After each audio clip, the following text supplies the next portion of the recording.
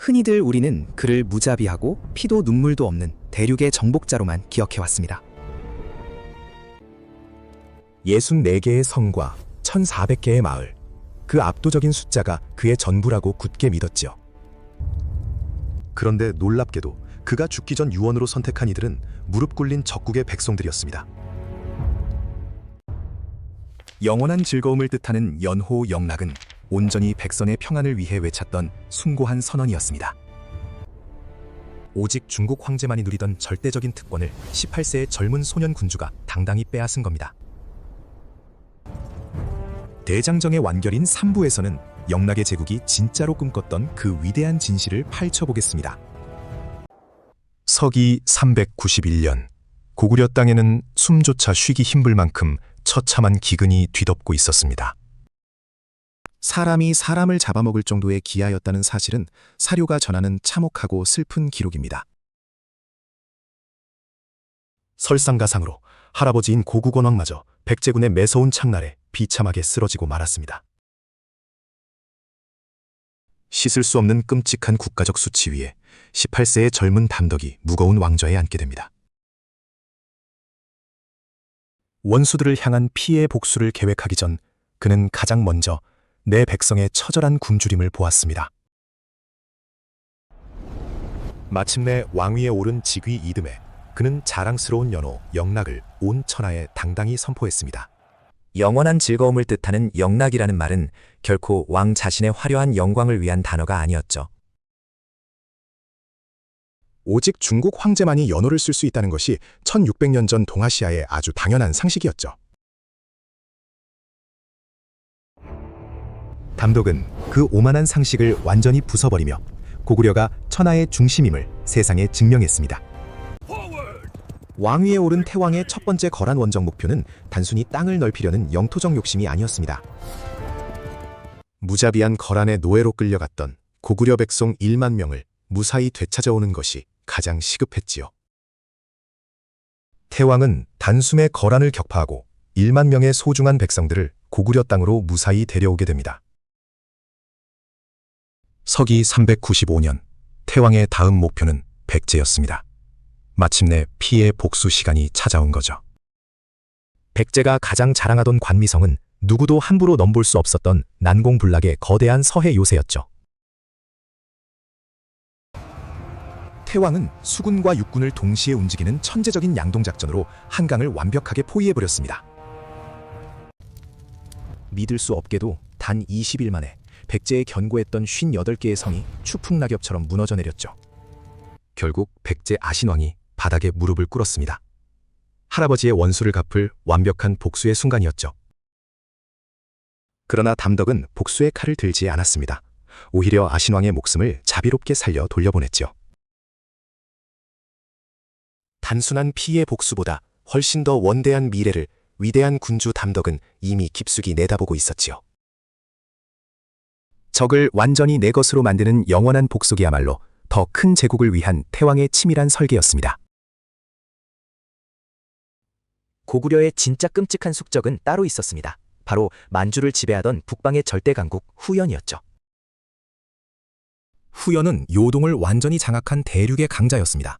전면전으로 맞붙는다면 전쟁은 무조건 필패였죠. 담덕은 무식한 칼 대신 치밀하게 사람을 골랐습니다. 그 결정적 주인공이 바로 유주자사 진이었죠. 하북성 일대를 모두 관할하며 다스리던 후연의 최고위 관료가 고구려로 극적인 망명을 해온 겁니다. 망명객인 그에게 태왕은 고구려 벼슬을 극진히 내렸죠. 덕흥리 벽화가 이를 뚜렷하게 증언합니다. 그를 통해 적의 내부에서 치명적인 균열이 시작됐습니다. 거대했던 후연의 심장이 썩어들기 시작했죠. 고구려는 피 한 방울 흘리지 않고도 치밀한 심리전으로 거대한 후연을 스스로 무너지게 만들었습니다. 후연이 멸망한 그 자리에 고구려의 혈통 고운이 당당하게 북연이라는 새로운 나라를 건국하게 됩니다. 태왕은 그를 친형제처럼 예우했습니다. 고구려 최대 숙적이 든든한 동맹국으로 완벽히 변한 순간이죠. 마침내 거대한 요동의 문이 활짝 열렸습니다. 광개토 태왕의 위대한 제국이 온 대륙을 완벽히 품어냈죠. 충주 고구려비에 선명하게 새겨진 문장이 있습니다. 신라 왕을 동이매금이라 확실하게 낮추어 불렀죠. 고구려가 중심이 되는 거대한 천하들서 속에서 신라 왕에게 자비롭게 귀한 의복을 하사하기도 했지요. 이것이 바로 팍스 코리아나입니다. 위대한 고구려가 강력히 주도하여 굳건히 지켜낸 한반도의 평화였죠. 최근 임진강 유역에선 남한 최초로 고구려 최고위 귀족이 사용하던 화려한 금제 유물들이 쏟아져 나왔죠. 단순하게 약탈만 하고 떠난 것이 아닙니다. 최소 200년 이상 정복민들과 다 함께 융화되어 살았죠. 임진강의 험준한 절벽 위에 굳건히 세워진 호로구루는 고구려가 자랑하던 난공불락의 남진 전초기지였죠. 무자비하게 점령지를 억압하고 지배한 것이 아닙니다. 다 함께 누릴 수 있는 평화로운 번영을 설계했죠. 어느덧 위대한 태왕의 시간이 저물어 갔습니다. 39살. 짧지만 너무도 완전했던 삶의 마지막이었죠. 그가 세상을 떠나며 남긴 마지막 유언은 옛 사료에 뚜렷이 기록된 아주 충격적인 한마디였습니다. 나의 영면을 지킬 막중한 묘지기로 고구려 본토인이 아닌 정복했던 한과 예의 백성들을 직접 택하라. 놀랍게도 핏줄을 나눈 고구려 본토인이 아니었습니다. 직접 정복해서 데려왔던 무릎 꿇린 백성들이었죠. 어제까지 칼을 겨눴던 적을 오늘의 백성으로 품는 것. 이것이 바로 담덕의 위대한 제국관이었습니다. 한 변의 길이만 63m에 달하는 웅장한 태왕릉은 가히 동방의 피라미드라 불릴 만한 걸작입니다. 6m 높이의 1800자가 새겨진 호태왕비는 비석을 넘어 제국의 영원한 긍지를 담은 선언문입니다. 거대한 돌기둥에 새겨진 한 글자 한 글자는 지금도 고구려 제국의 뜨거운 숨결로 온전히 살아있습니다. 세상을 흔든 압도적 무력과 치밀하게 쌓아 올린 막대한 부는 결국 영원한 통합을 완성하기 위함이었죠. 기나긴 삼부작의 대서사가 마침내 아무도 몰랐던 거대한 하나의 진실로 완벽하게 맞춰지는 순간입니다. 천재 군주 담덕이 우리에게 남긴 진짜 유산은 흙먼지 날리는 거대한 만주벌판이 결코 아니었습니다. 중국 황제와 대등하게 맞서며 우리 스스로 천하의 중심이 되려 했던 끓어오르는 민족의 자부심입니다. 서로 다른 민족마저 차별 없이 하나로 아울렀습니다. 억압이 아닌 다 함께 누리는 공동의 번영이었죠. 이른바 팍스 코리아나, 피 흘리는 전쟁이 없는 평화의 질서를 꿈꿨던 위대한 제국의 비전입니다. 광개토대왕비는 1600년이 지난 지금 이 순간에도 만주벌판 한가운데에 아주 굳건하게 서 있습니다. 비바람도 무심한 세월도 바위에 깊게 새겨진 제국의 긍지 넘치는 문장을 결코 지우진 못했습니다. 돌에 새겨진 제국의 꿈은 결코 지워지지 않았습니다. 영원한 즐거움이라는 영락의 이름처럼 말이죠. 오늘날 우리가 진정으로 기억해야 할 것은 영토의 크기가 아니라 그들이 품었던 거대한 세계관입니다. 18세에 즉위해 39에 눈을 감기까지 그의 삶은 21년간 타오른 강렬한 불꽃이었습니다. 단 한 명의 위대한 인간이 21년이라는 짧은 시간 동안 대륙의 역사를 완전히 다시 썼습니다. 태왕이 보낸 치열했던 21년이 동아시아 천년 역사의 거대한 판도를 완전히 바꾸어 놓았습니다. 1부의 칼, 2부의 치밀한 금, 그리고 3부의 포용. 이것이 바로 태왕이 꿈꾸었던 영락의 제국입니다. 인간 담덕은 세상을 떠났지만 영락은 죽지 않았습니다.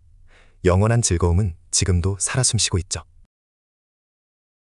장엄했던 삼부작은 여기서 끝이 납니다. 하지만 가슴 속에 흐르는 위대한 역사는 결코 멈추지 않습니다. 영상을 지켜본 여러분의 가슴 속에도 영락이라는 빛나는 제국의 자부심이 이미 깊게 새겨졌을 것입니다. 천하를 꿈꾼 태왕의 세계관은 1600년이 지난 오늘날 우리의 뜨거운 피 속에 고스란히 살아있습니다.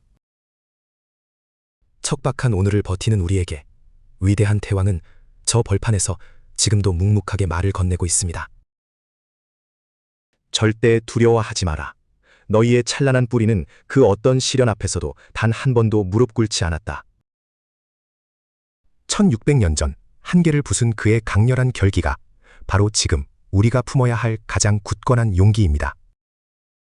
비바람을 견디며 역사를 이어온 이 땅의 진짜 주인은 흔들림 없던 당신과 같은 평범한 사람들이었죠. 잊지 마십시오. 당신 혈관에 흐르는 뿌리는 스스로 천하의 중심을 꿈꿨던 위대한 사람들의 것입니다. 관개토 태왕, 백성의 영원한 즐거움을 위해 평생 치열하게 싸웠던 이 땅의 위대한 수호자였습니다. 무자비한 정복자는 애초에 없었습니다. 다 함께 누리는 평화를 꿈꾼 영락의 제국이 그 증거입니다. 차가운 지식이 아닌 가슴 뜨거운 자부심을 전합니다. 잊혀진 당신의 위대한 뿌리를 깨우는 시간. 영원한 역사의 심장 소리를 찾아가는 여정, 바른 슬기 역사였습니다. 바른이었습니다. 감사합니다.